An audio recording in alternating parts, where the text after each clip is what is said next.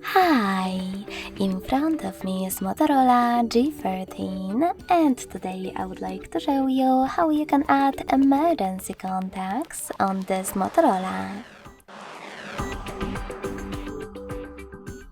You need to begin by going into Devices Settings and then scrolling all the way down to access Safety and Emergency.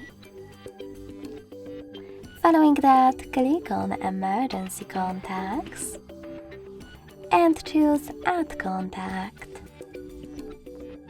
Now just tap on the one that you wish to add. You can do exactly the same to all the other ones you need.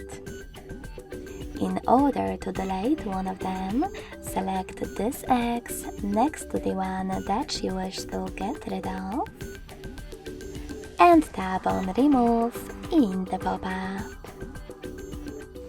Thanks so much for watching. If you enjoyed this video, don't forget to leave a like, comment and subscribe.